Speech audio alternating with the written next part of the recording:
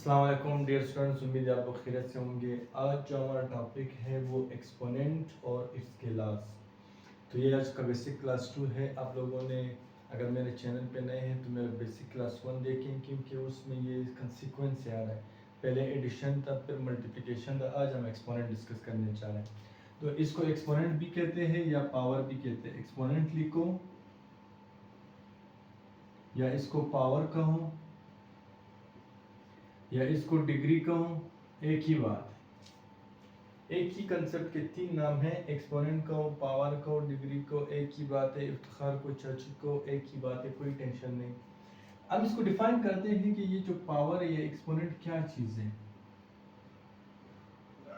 ये कुछ नहीं है, जैसे प्रीवियस क्लास में मैंने बताया था कि जो मल्टीप्लिकेशन है वो रिपीटेड एडिशन का मुख्तसर फॉर्म है। सिमिलरली ये जो पावर है आपके पास, ये शॉर्ट फॉर्म है रिपीटेड मल्टीप्लिकेशन का, short form of repeated multiplication.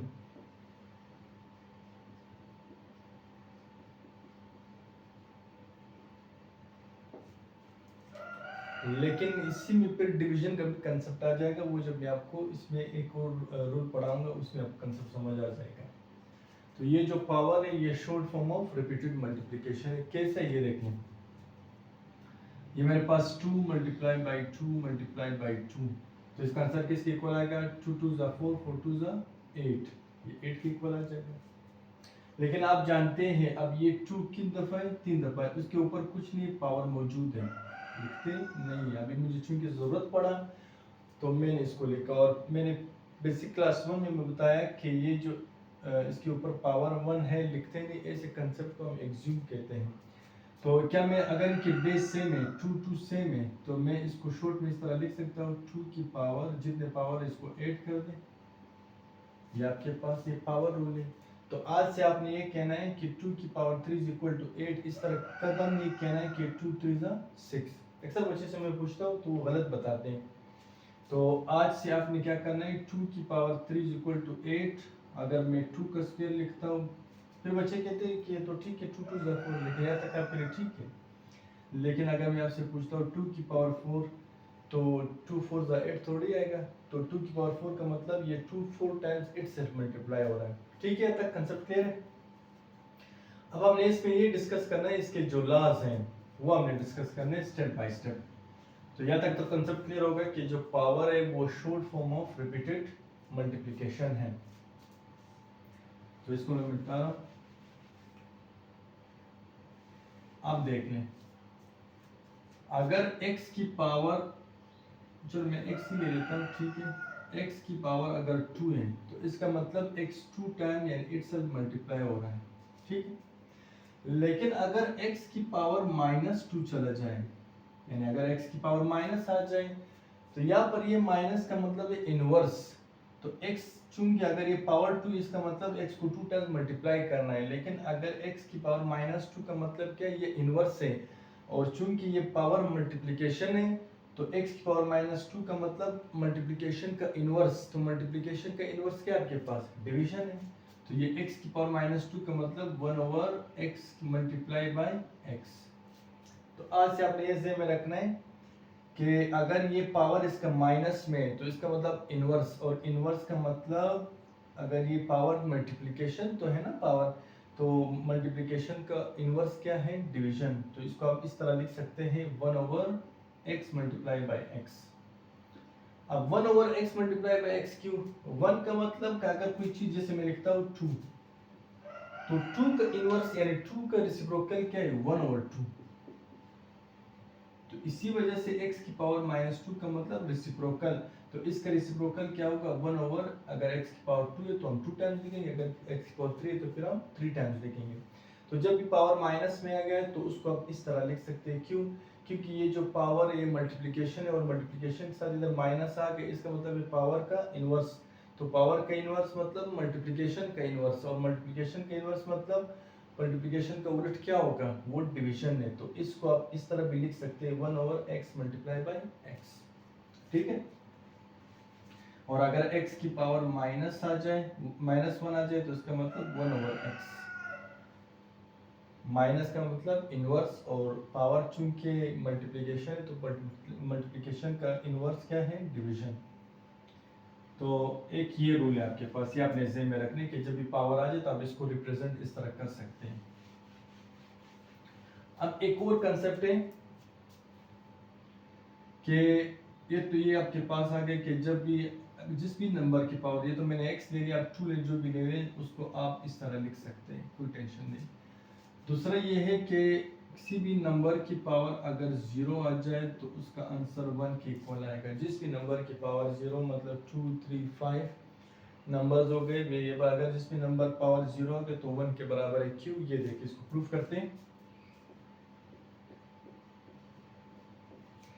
क्या मैं इस तरह लिख सकता हूँ, x को x पे डिवाइड करें, आंसर क्या आता है, 1। जैसे इधर अगर मैं 2 लिखूं, इधर भी 2, तो 2 और 2 कैंसिल हो जाए, क्या आ जाएगा, 1। अब इसके ऊपर 1 मौजूद है, लिखते नहीं है, इसके ऊपर भी 1 मौजूद है, लिखते नहीं है, क्योंकि अभी मैंने इसको प्रूफ करना है तो इस वजह से मैं लिख रहा हूँ। ये आप जानते हैं, ये x की पावर +1 है, ऊपर चला जाएगा। अब ये डिवाइड है, डिवाइड की जब हम मल्टीप्लिकेशन में कन्वर्ट करेंगे तो ये पावर का साइन चेंज हो जाएगा, ठीक है, क्योंकि ये जो पावर है ये क्या, ये मल्टीप्लिकेशन है।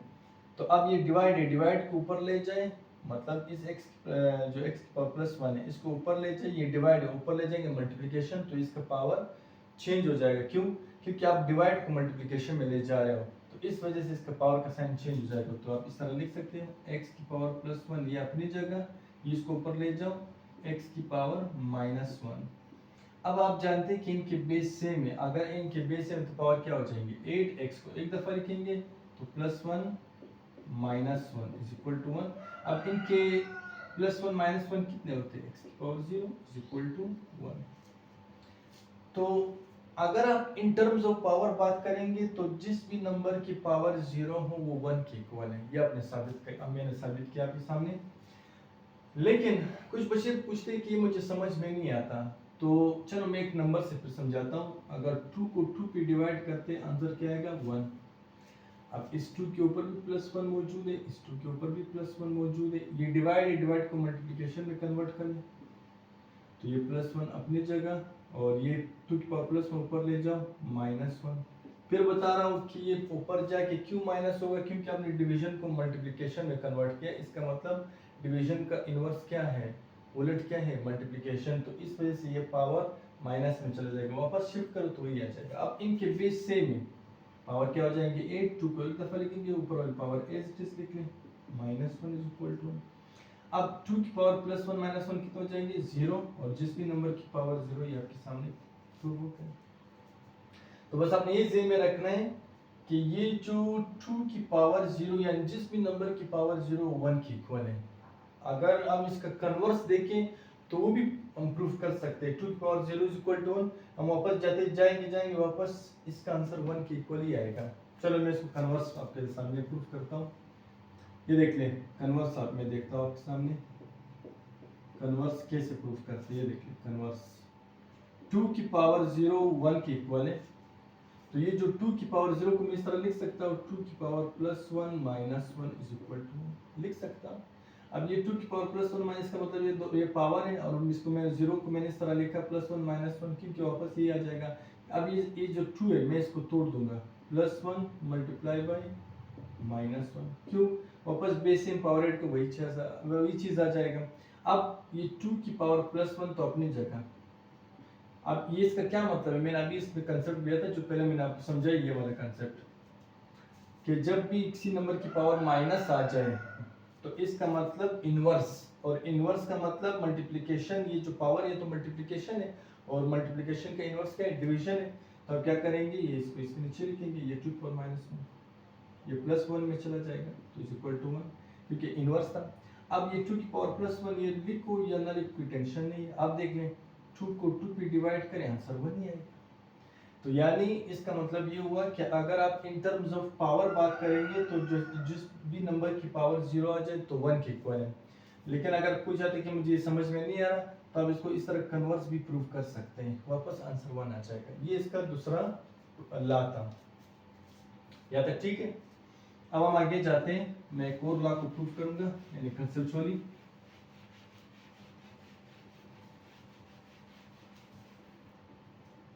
तीसरा ला ये कहता है कि अगर कोई नंबर x से ले लो, फिर मैं नंबर समझाता हूँ, यानी x की पावर m की पावर होल पावर n, मतलब अगर एक नंबर की पावर हो, इस पर एक और पावर हो, तो हम शॉर्ट में कहते हैं कि पावर पावर क्या होते हैं, मल्टीप्लाई। क्यों, अभी हम लॉजिकली देखेंगे। तो ये पावर पावर को मल्टीप्लाई करो, m को n के साथ मल्टीप्लाई करो। अब हमने इस चीज को नंबर से समझना है कि क्यों इस तरह हम शॉर्टकट में क्यों कहते हैं कि पावर पावर मल्टीप्लाई होते हैं। चलिए देखते हैं।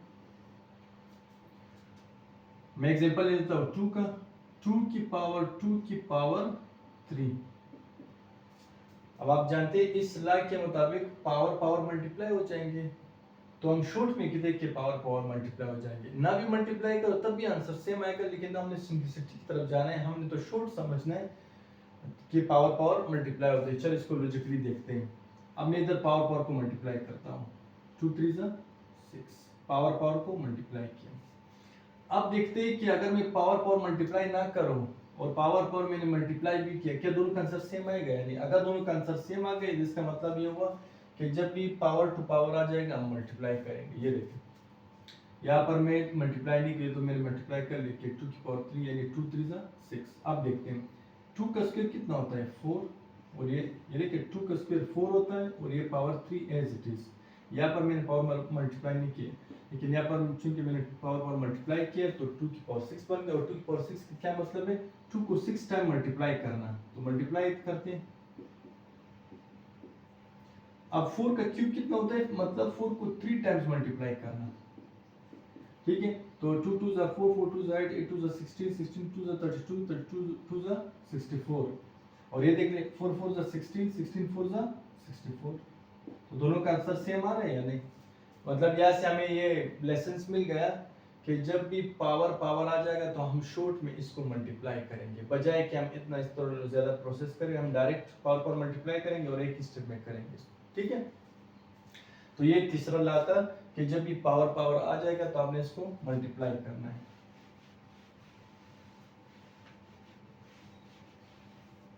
अब हमने चौथा ला देखना है, अगर इनके बेस सेम है, अगर इनके बेस सेम है तो इनके जो पावर है वो, अगर इनके जो बेस सेम है, सॉरी, अगर इनके बेस सेम है तो इनके पावर जमा हो जाएंगे, तो m प्लस n। अब इस ला को देख ले, अगर इनके बेस सेम है तो इनके पावर जमा हो जाएंगे। तो ये देख लें, मैं नंबर से समझाता हूँ फोर्थ ला को। मतलब अगर मैं लिखता हूँ 2 की पावर 3 मल्टीप्लाई बाई 2 की पावर 4, अब इनके बेस सेम है, मतलब 2 2 सेम है, तो इनके जो पावर है वो ऐड हो जाएंगे। तो ये देखिए 2 की पावर 3 प्लस 4, 2 मल्टीप्लाई बाई 2 की पावर, ये जो इनके अगर इनके बेस सेम तो इनको पावर ऐड हो जाएंगे, तो हम शॉर्ट में कहते हैं 2 की पावर सेम। अगर आप इनको 2 की पावर 3 का मतलब 2 को 3 टाइम्स मल्टीप्लाई करें, फिर 2 की पावर 4, 2 को 4 टाइम्स मल्टीप्लाई करें, इनको फिर आपस में मल्टीप्लाई करें, तब भी आंसर सेम आएगा।